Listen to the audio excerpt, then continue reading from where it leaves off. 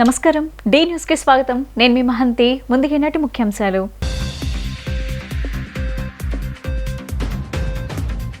ముగిసిన cabinet meeting, పలు కీలక అంశాలకు గ్రీన్ సిగ్నల్. నెల రోజుల్లో పోలీస్ వ్యవస్థను గాడిన పెడదామన్న సీఎం చంద్రబాబు.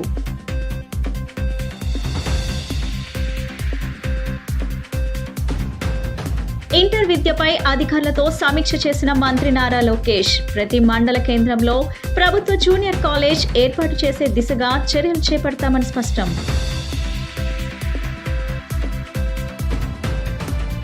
కేబిఎన్ కాలేజ్ 60వ వార్షికోత్సవ వేడుకల్లో పాల్గొన్న ఎమ్మెల్యే సుష్నా చౌదరి. విద్యార్థుల ఆలోచన విధానానికి అనుగుణంగా విద్యను అందించడం గొప్ప విషయమని కితాబు.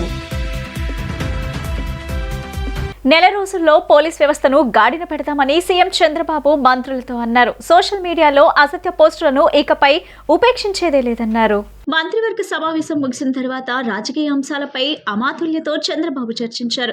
ప్రభుత్వానికి వ్యతిరేకంగా వైకాపా చేస్తున్న సోషల్ మీడియా ప్రచారం పైన సుదీర్ఘ చర్చ జరిగింది. ప్రభుత్వాన్ని కించపరిచే పోస్టులపై ఉదాసీనత తగదని ఉప ముఖ్యమంత్రి పవన్ కళ్యాణ్ మొదటిగా ప్రస్తావించారు. అసభ్య, అవాస్తవ పోస్టులపై ఫిర్యాదులు వస్తున్నా కొందరు పోలీసులు నిర్లక్ష్యంగా వ్యవహరిస్తున్నారని పవన్ కళ్యాణ్ అన్నట్లు సమాచారం. జగన్ ప్రభుత్వంలో క్రియాశీలంగా వ్యవహరించిన కొందరు అధికారులే ఇప్పుడు కీలక పదవుల్లో ఉన్నారనే అంశం చర్చ వచ్చింది.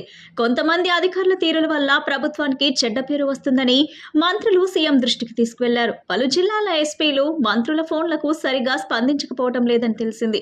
కింద స్థాయిలో డీఎస్పీ, సీఐలపై నెపం నెట్టి తప్పించుకుంటున్నారని మంత్రులు చంద్రబాబుకు తెలిపారు. ఈ సమయంలో కలగజేసుకున్న పవన్ కళ్యాణ్ తాను అందుకే తీవ్రంగా స్పందించాల్సి వచ్చిందన్నారు. గత ప్రభుత్వం నుంచే పోలీసులు ఇలా తయారయ్యారని ముఖ్యమంత్రి చంద్రబాబు ఆగ్రహం వ్యక్తం చేశారు. సమస్యలపై ఎప్పటికప్పుడు మాట్లాడుకుంటూ నెల రోజుల్లో వ్యవస్థను గాడిన పెడదామని సీఎం స్పష్టం చేశారు. సోషల్ మీడియాలో అసత్య పోస్టులను ఇకపై ఉపేక్షించేదే లేదన్నారు. ఉండవల్లిలోని నివాసంలో ఇంటర్ విద్యపై అధికారులతో మంత్రి నారా లోకేష్ సమీక్ష నిర్వహించారు. వచ్చే ఏడాది నుంచి ప్రతి మండల కేంద్రంలోని ప్రభుత్వ జూనియర్ కాలేజ్ ఏర్పాటు చేయాలని మంత్రి లోకేష్ ఆదేశించారు. ఇంటర్మీడియట్ మొదటి సంవత్సరంలో ఎన్సీఆర్టీ బుక్స్ ప్రవేశపెట్టడంతో పాటు ప్రశ్నాపత్రంలోనూ మార్పులపై చర్చించారు.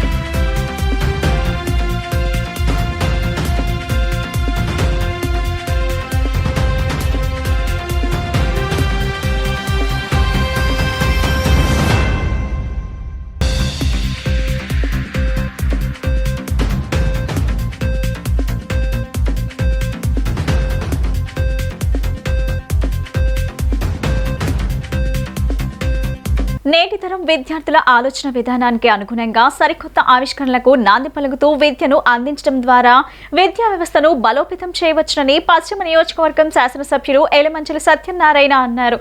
కేబిఎన్ కళాశాల 60వ వార్షికోత్సవ వేడుకలను కళాశాల ఆవరణలో బుధవారం ఘనంగా నిర్వహించారు.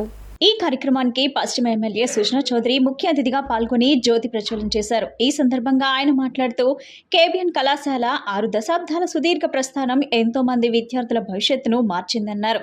వేలాది మంది విద్యార్థులను ఉన్నత పౌరులుగా తీర్చిదిద్దిన కేబిఎన్ కళాశాల 60వ వార్షికోత్సవ వేడుకల్లో పాల్గొనడం సంతోషాన్నిచ్చిందన్నారు. కళాశాల అభివృద్ధికి అవసరమైన సౌకర్యాలను ఏర్పాటు చేసి అధ్యాపకులు, సిబ్బంది సమస్యలను పరిష్కరిస్తానని హామీ ఇచ్చారు. విద్యా సంస్థలు రాజకీయాలకు అతీతంగా ఉంటూ సేవలను అందించాలన్నారు.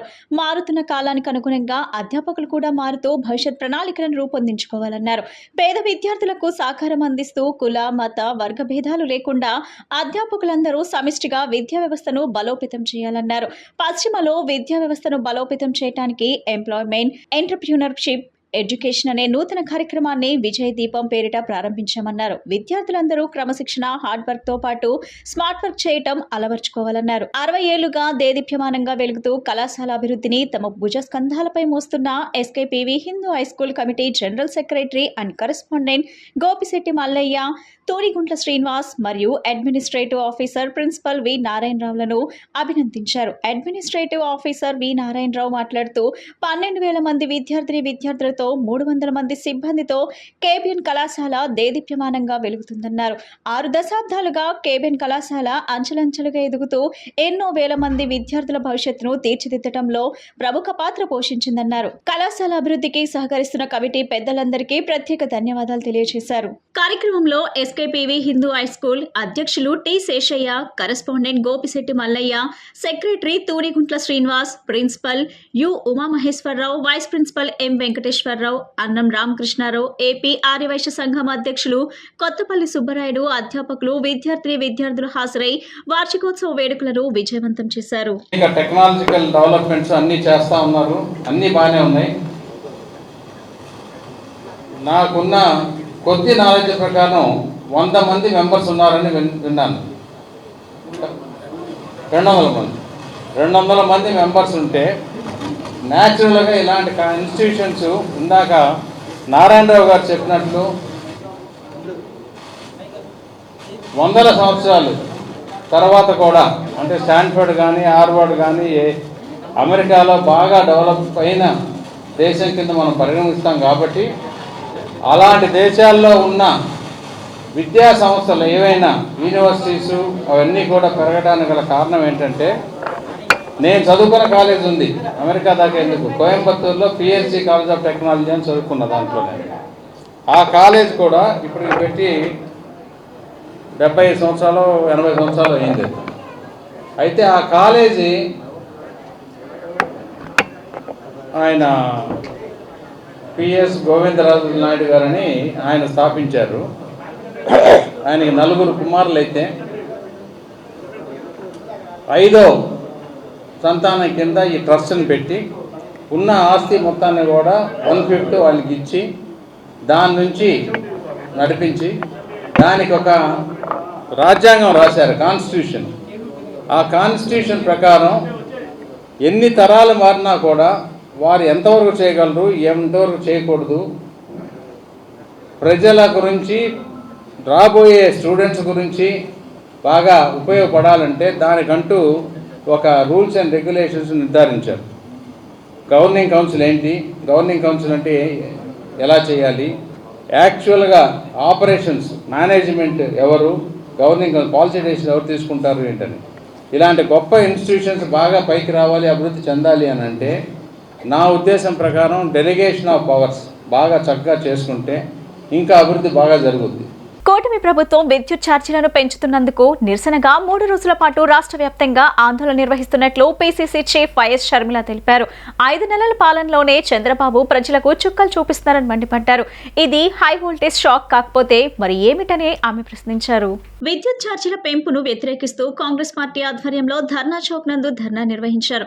ఈ కార్యక్రమంలో ముఖ్య అతిథిగా పాల్గొన్న పీసీసీ చీఫ్ వైఎస్ షర్మిల లాంతర్లు చేతపట్టి వినూత్న నిరసన చేపట్టారు. డౌన్ టౌన్ కూటమి ప్రభుత్వం అంటూ ఆమె నినాదాలు చేశారు. అనంతరం ఆమె మాట్లాడుతూ ఈ నెల నుంచి 6,000 కోట్ల భారం ప్రజలపై విద్యుత్ ఛార్జీల రూపంలో పడనుందని చెప్పారు. మరో 11,000 కోట్ల రూపాయల భారం త్వరలోనే ప్రజలపై మోపేందుకు కూటమి ప్రభుత్వం ప్రయత్నం చేస్తుందన్నారు. చంద్రబాబు ప్రతిపక్షంలో ఉన్నప్పుడు వైసీపీ ప్రభుత్వం 9 సార్లు కరెంట్ ఛార్జీలు పెంచిందని, తాను అధికారంలోకి వస్తే పెంచనని హామీ ఇచ్చిన చంద్రబాబు ఇప్పుడు సమాధానం చెప్పాలని డిమాండ్ చేశారు. వైసీపీ ప్రభుత్వం తప్పులు చేసిందని చంద్రబాబుకు అవకాశం ఇస్తే ఈ విధంగా నమ్మించి మోసం చేయటం తగదన్నారు. సెంట్రల్ ఈఆర్సీ మీ చేతుల్లోనే ఉంది, విద్యుత్ భారాలు లేకుండా చేయలేరని ప్రశ్నించారు. ఈరోజు కాంగ్రెస్ పార్టీ ఆధ్వర్యంలో కూటమి ప్రభుత్వం విద్యుత్ ఛార్జీలను పెంచుతున్నందుకు నిరసనగా 3 రోజుల పాటు ఈ రోజుతో మొదలుకొని రాష్ట్ర వ్యాప్తంగా ఆందోళన కార్యక్రమాలను మొదలుపెట్టింది కాంగ్రెస్ పార్టీ. కూటమి ప్రభుత్వం అధికారంలోకి వచ్చి కేవలం 5 నెలలు మాత్రమే అయింది. 5 నెలల్లోనే చుక్కలు చూపిస్తున్నారు చంద్రబాబు గారు. ఇది హై వోల్టేజ్ షాక్ కాకపోతే ఏమిటి అని అడుగుతున్నాం. అధికారంలోకి వచ్చి కేవలం 4-5 నెలలైంది. అప్పుడే కరెంటు ఛార్జీలు పెంచే ప్రయత్నం చేస్తున్నారు. 6,000 కోట్ల రూపాయలు భారం మోపుతామని ఇప్పటికే నిర్ణయం చేశారు. ఈ నెల నుంచి ప్రజల మీద ఆ భారం చంద్రబాబు గారు మోపబోతున్నారు. ఇది సరిపోలేదన్నట్టు ఇంకొక 11,000 కోట్ల రూపాయలు ఈఆర్సీ రికమెండేషన్ ఉందట. అది కూడా త్వరలోనే ప్రజల మీద మోపే ప్రయత్నం చేయబోతుంది కూటమి ప్రభుత్వం. మొత్తం మీద 17,000 కోట్ల రూపాయలు 17,000 కోట్ల రూపాయలు విద్యుత్ ఛార్జీల కింద ప్రజల నుంచి వసూలు చేయబోతున్నారు చంద్రబాబు గారు. ప్రజలు ఏం పాపం చేశారు చంద్రబాబు గారు అని అడుగుతున్నాం. మీకు ఓట్లు వేయడమే వాళ్ళు చేసిన పాపమా? చంద్రబాబు గారు సమాధానం చెప్పాలి. చంద్రబాబు గారు ప్రతిపక్ష నాయకుడిగా ఉన్నప్పుడు చెప్పిన మాటలు, వైసీపీ ప్రభుత్వం అప్పుడు 5 సంవత్సరాల అధికారంలో ఉంటే చంద్రబాబు గారు ప్రతిపక్షంలో ఉండి వైసీపీ ప్రభుత్వం 9 సార్లు కరెంటు ఛార్జీలను పెంచింది అని వాపోయారు. ల్యాండ్ గ్రాబింగ్ ప్రొహిబిషన్స్ ముసాయిదా బిల్లుకు ఏపీ కేబినెట్ ఆమోదం తెలిపింది. ఏపీ జీఎస్టీ 2024 చట్ట సవరణ 2014-18 మధ్య నీరు చెట్టు పెండింగ్ బిల్లుల చెల్లింపులకు ఆమోదం చెప్పింది. రాష్ట్ర సచివాలయంలో ముఖ్యమంత్రి చంద్రబాబు అధ్యక్షతన కేబినెట్ సమావేశం జరిగింది. ఇందులో తీసుకున్న కీలక నిర్ణయాలను మంత్రి పార్థసారథి మీడియాకు వెల్లడించారు.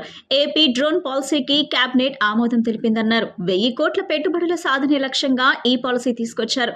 డ్రోన్ రంగంలో 40,000 ఉద్యోగాల కల్పన దిశగా ప్రభుత్వం అడుగులేస్తుందన్నారు. డ్రోన్ రంగంలో పరిశోధన చేసే విద్యా సంస్థలకు 20 లక్షల ప్రోత్సాహం ఇవ్వాలని ఏపీ కేబినెట్ నిర్ణయించిందన్నారు. ప్రపంచ డ్రోన్ డెస్టినేషన్ గా ఆంధ్రప్రదేశ్ డ్రోన్ హబ్ గా ఓర్వకలను అభివృద్ధి చేయబోతున్నట్లు వెల్లడించారు. 300 ఎకరాల్లో డ్రోన్ తయారీ, టెస్టింగ్, R&D ఫెసిలిటీ ఏర్పాటు చేయబోతున్నట్లు చెప్పారు. 25,000 మందికి డ్రోన్ పైలట్లుగా శిక్షణ ఇస్తామన్నారు. 50 డ్రోన్ల నైపుణ్యాభివృద్ధి కేంద్రాలు ఏర్పాటు చేయబోతున్నట్లు చెప్పారు. గత 5 సంవత్సరాల్లో ఈ రాష్ట్రం ఏ విధంగా నష్టపోయింది, ప్రపంచం మన తోటి రాష్ట్రాలు అభివృద్ధిలో ముందుకి పరిగెడితే మన రాష్ట్రం ఏ విధంగా వెనకబడిపోయింది, ఈ రాష్ట్ర ప్రజలందరూ కూడా అనుభవించిన విషయాలన్నీ తెలిసిందే. ఆర్థికంగా, పారిశ్రామికంగా, సాంకేతికంగా కూడా ఆంధ్రప్రదేశ్ అన్ని రంగాల్లో వెనకబడటమే కాకుండా అత్యధిక మానవ వనరులు ఉండి, సహజ వనరులు ఉండి వాటిని వినియోగించుకొని రాష్ట్రానికి, రాష్ట్రంలో యువతకి ఒక బంగారు భవిష్యత్తు కల్పించాల్సిన ప్రభుత్వం వైఫల్యం చెందిన సందర్భంలో మరి కూటమి ప్రభుత్వం, చంద్రబాబు నాయుడు గారి నాయకత్వంలో ప్రభుత్వం ఈ రాష్ట్రాన్ని ఎక్కించడానికి ప్రపంచంలో అభివృద్ధి చెందిన సాంకేతికతని ఆసరా చేసుకుని రాష్ట్రాన్ని అభివృద్ధి చేయడానికి అనేక పాలసీలు తీసుకొస్తుందని చెప్పేసి మనం చేస్తాను. దాంట్లో భాగంగానే ఆంధ్రప్రదేశ్ డ్రోన్ పాలసీ, ఇటీవలే మనం డ్రోన్ ఎగ్జిబిషన్ నిర్వహించుకున్నాం. ప్రపంచవ్యాప్తంగా కూడా ఆ ఎగ్జిబిషన్కి బ్రహ్మాండమైన ఇది రావటమే కాకుండా గిన్నిస్ బుక్లో కూడా రికార్డ్ సాధించిన విషయం అందరికీ తెలిసిందే. మరి డ్రోన్ పాలసీని తీసుకొచ్చి మరి కర్నూలులో ఈ డ్రోన్ మ్యానుఫ్యాక్చరింగ్ హబ్గా చేయాలనే లక్ష్యంతో మరి పాలసీ తీసుకురావడం జరిగింది. మరి డ్రోన్ కార్పొరేషన్ని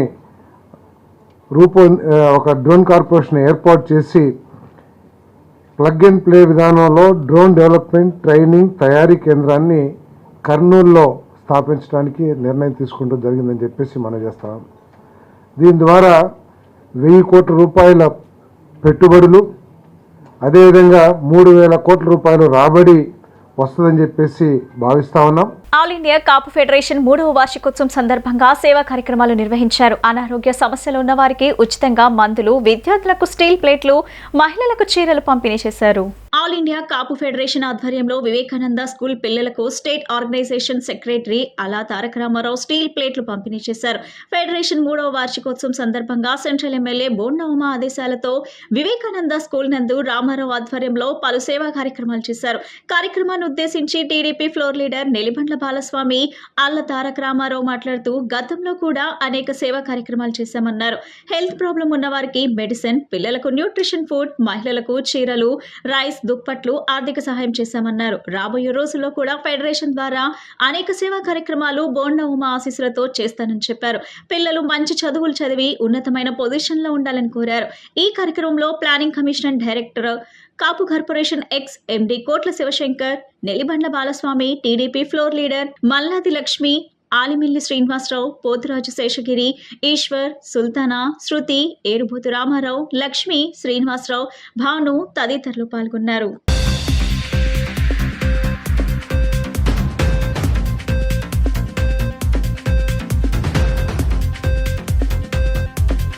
ఆల్ ఇండియా కాపు ఫెడరేషన్ 3వ వార్షికోత్సవం సందర్భంగా ఏదైతే మొన్న వరదల్లో ప్రతి ఒక్కళ్ళు ప్రాణ నష్టం, ఆస్తి నష్టం, అనేక రకాలుగా నష్టపోయినటువంటి సందర్భాలు ఉన్నాయి.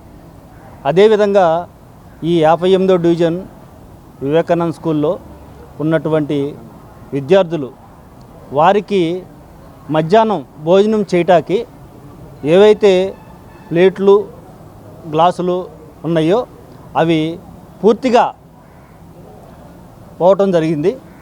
దాన్ని దృష్టిలో పెట్టుకుని పోయినసారి నేను స్కూల్కి వచ్చినప్పుడు సార్ ప్రిన్సిపల్ గారు, సత్యనారాయణ గారు, మన తోటి మాస్టర్సు, సార్ మా స్కూల్ పిల్లలకి ఇట్లా పరిస్థితి ఉంది, దానికి మీరు ఏదైనా చేయగలిగితే చెయ్యండి అని అడిగినప్పుడు అప్పుడు నేను చెప్పడం జరిగింది. చాలా మంచి కార్యక్రమం. ఆల్ ఇండియా కాపు ఫెడరేషన్ ఆధ్వర్యంలో మరి 3వ వార్షికోత్సవం సందర్భంగా మంచి కార్యక్రమాన్ని ఏర్పాటు చేసినటువంటి ఆల్ ఇండియా కాపు ఫెడరేషన్ అధ్యక్షులు ఆల తారక రామారావు గారిని, వాళ్ళ కమిటీని ముందుగా అభినందిస్తూ మరి ఈరోజు వివేకానంద స్కూల్ విజయవాడలో ఎంతో ప్రాముఖ్యత కలిగి ఎక్కువ మంది పిల్లలు ఇక్కడ విద్యని అభ్యసిస్తూ చాలామంది ఈ స్కూల్ ద్వారా ఉన్నత స్థితికి వెళ్ళి మంచి మంచి ఉద్యోగాల్లో స్థిరపడి మరి రాష్ట్ర వ్యాప్తంగా, దేశవ్యాప్తంగా, ప్రపంచవ్యాప్తంగా ఎంతోమందికి జీవితాన్ని ఇచ్చినటువంటి వివేకానంద స్కూల్లో ఈ కార్యక్రమం ఏర్పాటు చేయడం చాలా మంచి కార్యక్రమంగా తెలియజేస్తూ మరి ఈ కాపు ఫెడరేషన్ 3 సంవత్సరాలు, ప్రతి సంవత్సరం కూడా నేను 3 సంవత్సరాలు ఈ కార్యక్రమంలో పాల్గొనడం జరిగింది. ప్రతి సంవత్సరం కూడా మంచి కార్యక్రమం. పోయిన సంవత్సరం అయితే పేద మహిళలకి మరి చీరలు, మరి అలాగే వృద్ధులకి కళ్ళజోళ్ళు, అలాగా అంతకుముందు సంవత్సరం కూడా మరి మహిళలకి చాలా పెద్ద ఎత్తున ఆల తారక రామారావు గారి యొక్క కాపు సంఘం ఆఫీస్ దగ్గర ఇలాంటి కార్యక్రమం చేసి వరద బాధితులను ఆదుకోవటం నిరంతర ప్రక్రియ అని గొల్లపూడి మాజీ సర్పంచ్, టీడీపీ సీనియర్ నేత బొమ్మసాని సుబ్బారావు అన్నారు. రాష్ట్ర అభివృద్ధి వేగంగా ముందుకు సాగుతుందని అన్నారు. పశ్చిమ నియోజకవర్గంలో వరద ముంపుకు గురైన బాధితులందరినీ అన్ని విధాలుగా రాష్ట్ర ప్రభుత్వం ఆదుకుందన్నారు. పలు సేవా సంస్థలు సైతం ఇప్పటికీ కూడా వివిధ రూపాల్లో ఆదుకుంటున్నట్లు ఆయన తెలిపారు. ఊర్మిళనగర్ హెచ్ఓ కన్వెన్షన్ హాల్లో రోటరీ రౌండ్ టేబుల్ ఇండియా ఆధ్వర్యంలో వరద బాధితులకు పచారీ సరుకులు, బియ్యం పంపిణీ చేశారు.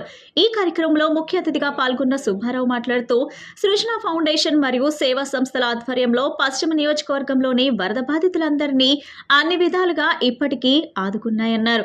దశల వారీగా ఎవరికి తోచిన సహాయం వారు అందిస్తున్నట్లు చెప్పారు. ఎమ్మెల్యే సుష్నా చౌదరి పర్యవేక్షణలో వరద బాధితులకు మరింత సాయం అందించడానికి పలు సేవా సంస్థలు సిద్ధంగా ఉన్నాయన్నారు. నియోజకవర్గ అభివృద్ధి, వరద బాధితులకు సహాయ సహకారాలు రెండింటినీ కలుపుకొని నిరంతర ప్రక్రియగా ఎమ్మెల్యే సుష్నా చౌదరి భావించి పనిచేస్తున్నారన్నారు. ఇప్పటికే పశ్చిమ నియోజకవర్గంలో వరద బాధితులు మొత్తానికి పూర్తి స్థాయిలో సాయం అందిందని సుబ్బారావు అన్నారు. నియోజకవర్గ ప్రజల కోసం ఇప్పటికే పలుసార్లు వైద్య శిబిరాలను ఏర్పాటు చేసి వైద్య సేవలను అందించిన విషయాన్ని ఈ సందర్భంగా సుబ్బారావు గుర్తు చేశారు.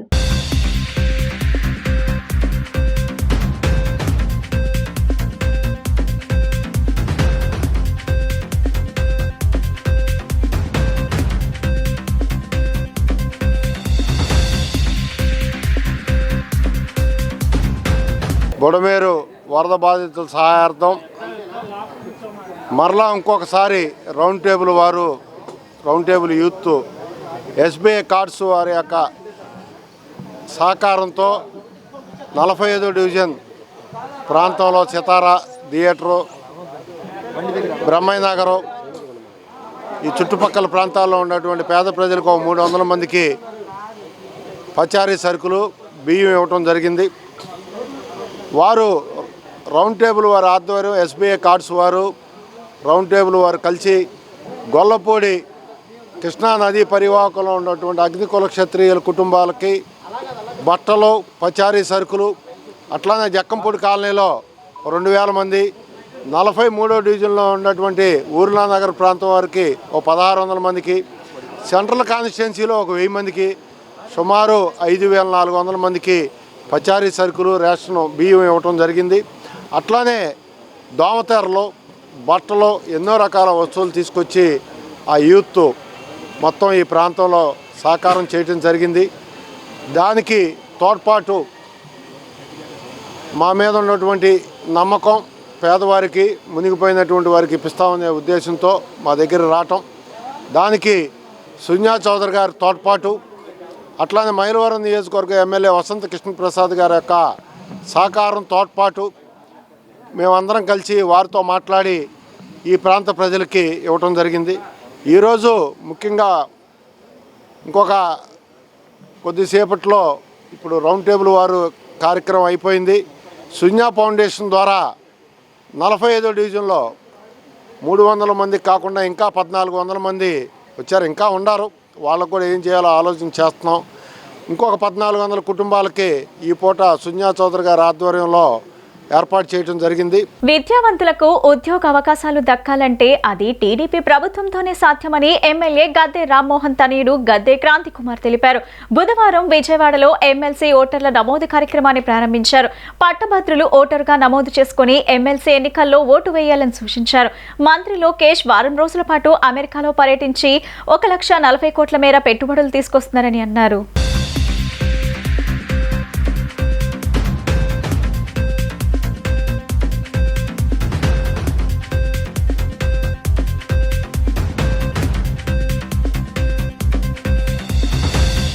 ఈరోజు విజయవాడ తూర్పు నియోజకవర్గంలో మదర్ తెరిసా విగ్రహం దగ్గర కానీ, లేక ఆటో నగర్లో కానీ, కృష్ణలంకలో కానీ ఇలాగా ఎమ్మెల్సీ గ్రాడ్యుయేట్ ఓటర్ రిజిస్ట్రేషన్ కోసం స్టాల్స్ పెట్టడం జరుగుతుందండి.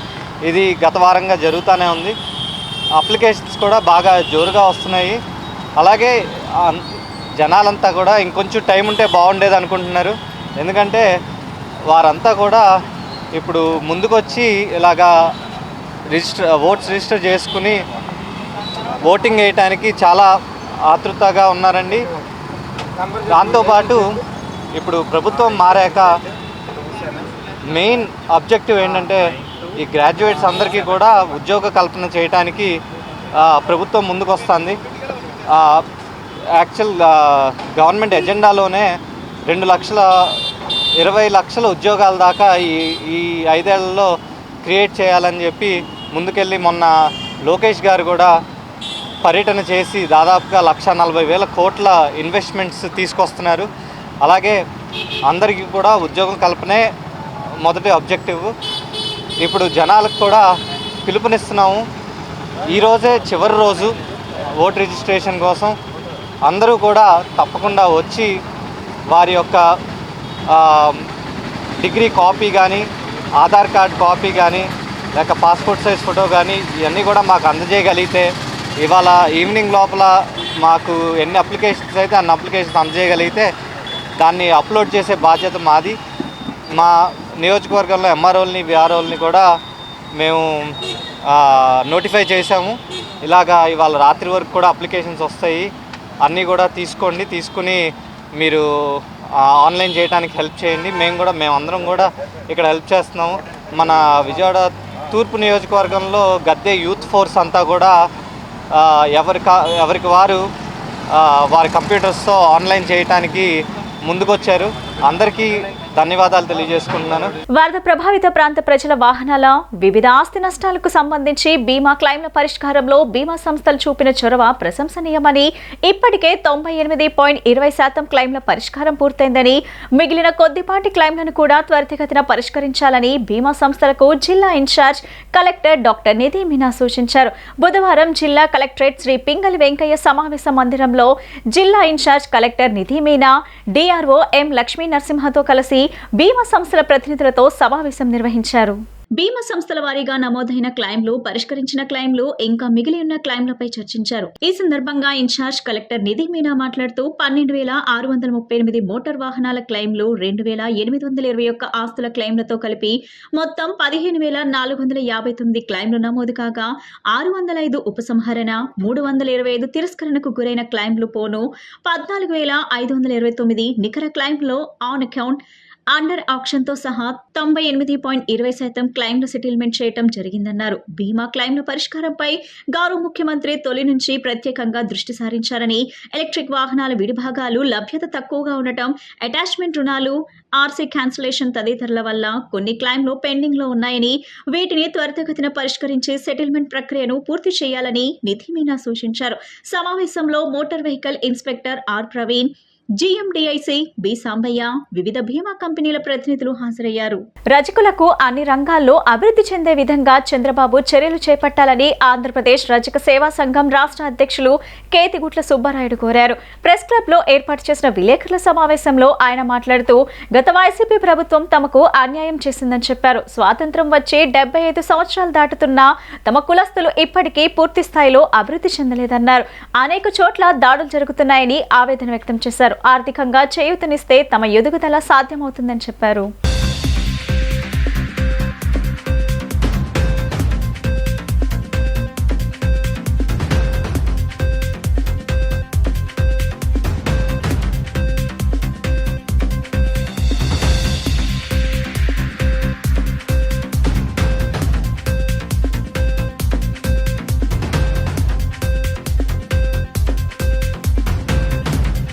ముందుగా మీడియా మిత్రులకు నా యొక్క కృతజ్ఞతలు. ఎందుకంటే ఈరోజు మీ ఆధ్వర్యంలో మా యొక్క సమస్యలను ప్రభుత్వం దృష్టికి తీసుకెళ్తారని చెప్పేసి ఆశాభావంతో మేము ఈరోజు ప్రెస్ మీట్ పెట్టడం జరిగింది. నా పేరు కేతిగుట్ల సుబ్బారాయుడు, ఆంధ్రప్రదేశ్ రజక సేవా సంఘం రాష్ట్ర అధ్యక్షుడు. అదేవిధంగా ఈరోజు ఈ ప్రెస్ మీట్ ముఖ్య ఉద్దేశము, గత ప్రభుత్వం చేసినటువంటి అన్యాయము చాలా ఉంది. కానీ ఇప్పుడు ఈ యొక్క మన గౌరవ ముఖ్యమంత్రి వర్యులు నారా చంద్రబాబు నాయుడు గారు రజకులను గుర్తించి రజకులకు సాంఘికంగా, ఆర్థికంగా, రాజకీయంగా అన్ని విధాలుగా చేదోడు వాదోడుగా ఉంటాడని చెప్పేసి ఆశాభావంతో మేము ఈ యొక్క ప్రెస్ మీట్ పెట్టడం జరిగింది. రాష్ట్ర జనాభాలో బీసీ సామాజిక వర్గంగా 2వ స్థానంలో ఉన్నటువంటి ఈ యొక్క రజక కమ్యూనిటీకి స్వాతంత్రం వచ్చి 75 సంవత్సరాలు అయినా కూడా ఎక్కడ చూసినా గ్రామ బహిష్కరణలు, దౌర్జన్యాలు, దాడులు ఇటువంటి కార్యక్రమాలు జరుగుతున్నవి. కానీ వీటిని రూపుమాపటాని కోసము, అదేవిధంగా రజకులకు ఆర్థికంగా చేయూతనివ్వడం కోసము ఈ కార్యక్రమంలో మా యొక్క డిమాండ్స్ను తెలియజేస్తున్నాము. ముఖ్యంగా ఎస్సీ జాబితాలో చేరుస్తామని చెప్పి మన గౌరవ ముఖ్యమంత్రులు గారు కొంతవరకు మాకు హామీ ఇవ్వడం జరిగింది. ఆ కార్యక్రమాన్ని కూడా కంప్లీట్ చేయాలని చెప్పేసి మేము కోరుతున్నాము. అదేవిధంగా తిరుమల తిరుపతి దేవస్థానంలో ఇతర కమ్యూనిటీలకు శాశ్వతమైనటువంటి ఉద్యోగ కల్పన జరిగింది. అటువంటి ఉద్యోగ కల్పన కూడా రజక సామాజిక వర్గాన్ని కూడా కల్పించాలని చెప్పేసి మేము డిమాండ్ చేస్తున్నాము. తిరుమల తిరుపతి దేవస్థానంలో పాలక మండలి సభ్యులుగా ఒక రజకుడికి ప్రాధాన్యత కల్పించాలని, కాలువల్లో ఎటువంటి వ్యర్థాలు చేయకుండా అధికారులు చర్యలు తీసుకోవాలని విజయవాడ నగరపాలక సంస్థ కమిషనర్ ధ్యాన్ చంద్ర అన్నారు. బుధవారం ఉదయం బోట్ పైన బందర్ కాలువ పర్యటించి కాలువలో ఉన్న వ్యర్థాలను పరిశీలించారు. కాలువల్లో ఎటువంటి వ్యర్థాలు వేయకుండా అధికారులు నిరంతరం పర్యవేక్షిస్తూ కాలువల్ని పరిశుభ్రంగా చూసుకోవాలని, ప్రజలకు అవగాహన కల్పిస్తూ కాలువల్లో గుర్రపు డెక్కలు పెరగకుండా, ప్లాస్టిక్ వ్యర్థాలు లేకుండా చూసుకోవాలని, వ్యర్థాలను ఎప్పటికప్పుడు తొలగించాలని అధికారులను ఆదేశించారు.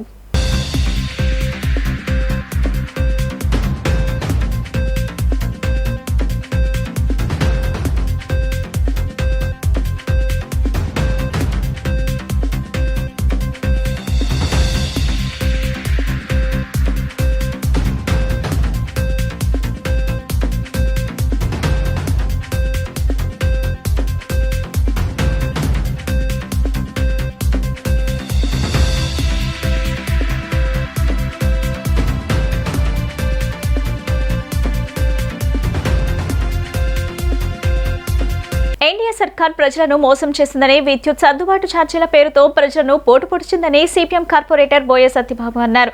రాష్ట్ర ప్రభుత్వం పెంచిన ట్రూ అప్ ఛార్జీలు తక్షణమే ఉపసంహరించాలని డిమాండ్ చేస్తూ సిపిఎం ఆధ్వర్యంలో ధర్నా నిర్వహించారు. ప్రజాపోరు కార్యక్రమాన్ని ఉద్దేశించి కార్పొరేటర్ సత్యబాబు మీడియాతో మాట్లాడారు. ఎన్డీఏ కూటమి, టీడీపీ, బీజేపీ, జనసేన ప్రభుత్వం ప్రజలను మోసగించిందని, ఎన్నికల మేనిఫెస్టోను కూటమి ప్రభుత్వం 4 నెలల్లోనే తుంగలో తొక్కిందని విమర్శించారు. నాణ్యమైన విద్యుత్ సరఫరా చేస్తామని చెబుతూ డిస్కంలకు లబ్ధి చేకూర్చే విధంగా సుమారు 18,000 కోట్ల భారాన్ని రాష్ట్ర ప్రభుత్వం ప్రజల నెత్తిన వేసిందని, ఎన్నికల ముందు విద్యుత్ ఛార్జీలు ఎన్డీఏ ప్రభుత్వం పెంచిందని ముఖ్యమంత్రి నారా చంద్రబాబు నాయుడు పలు సభల్లో మాట్లాడారని, ఎన్నికల వాగ్దానాలు 3 నెలల ముచ్చటేనా అని విమర్శించారు. కరెంట్ ఛార్జీలు పెంచమంటే ప్రజలను గుర్రాలతో తొక్కించి చంపిన ఘనత చంద్రబాబు నాయుడుకే దక్కుతుందని ఎద్దేవా చేశారు. చంద్రబాబు నాయుడు ప్రజల ద్రోహి అని, తాను అధికారంలోకి రావడానికి కల్లబొల్లి మాటలు చెప్పి ప్రజలను మరొకసారి మభ్యపెట్టారని, ఇది కూటమి ప్రభుత్వం ప్రజలకు ఇచ్చిన దీపావళి బోనస్ గా ఉందన్నారు.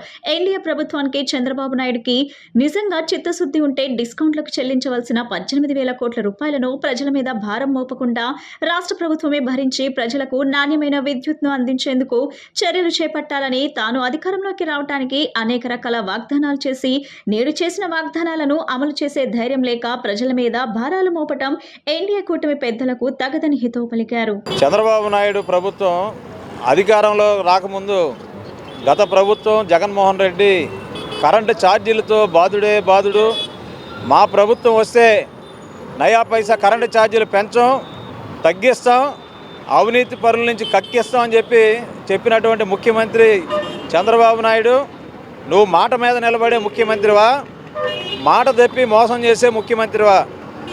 6 నెలలు ఇంకా రాలేదు, అప్పుడే 6,000 రూపాయలు సర్దుబాటు ఛార్జీలు అని చెప్పి 6,073 కోట్ల రూపాయలు సర్దుబాటు ఛార్జీలని, ఇప్పుడు 11,838 కోట్ల రూపాయలు మరి ట్రూ అప్ ఛార్జీలు అని చెప్పి మొత్తం 18,000 కోట్ల రూపాయలు 5 నెలల పరిపాలన కాలంలో ఆంధ్ర రాష్ట్ర ప్రజల మీద భారాలు వేయడం మీకు తగునా అని ఈరోజు సిపిఎంగా మేము ప్రశ్నిస్తున్నాం.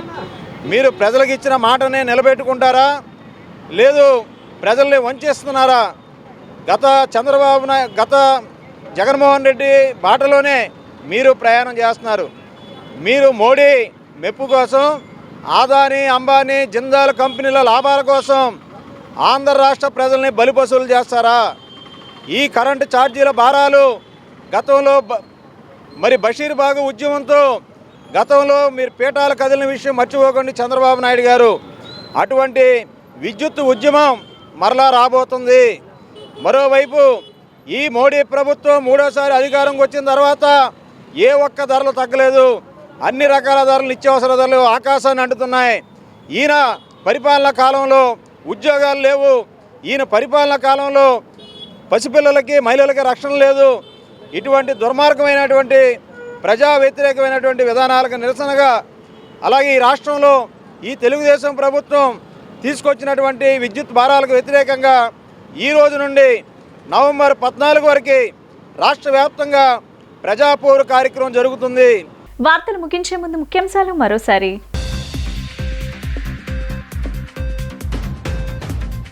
ముగిసిన కేబినెట్ మీటింగ్, పలు కీలక అంశాలకు గ్రీన్ సిగ్నల్. నెల రోజుల్లో పోలీస్ వ్యవస్థను గాడిన పెడదామన్న సీఎం చంద్రబాబు.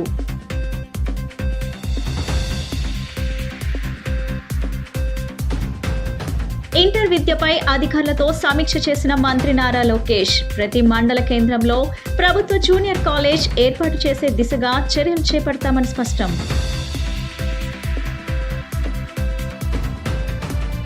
కేబిఎన్ కాలేజ్ 60వ వార్షికోత్సవ వేడుకల్లో పాల్గొన్న ఎమ్మెల్యే సుజనా చౌదరి. విద్యార్థుల ఆలోచన విధానానికి అనుగుణంగా విద్యను అందించడం గొప్ప విషయమని కితాబు. ఈ బులెటిన్ ఇంతటితో సమాప్తం. తిరిగి మరో బులెటిన్ కలుద్దాం. నమస్కారం.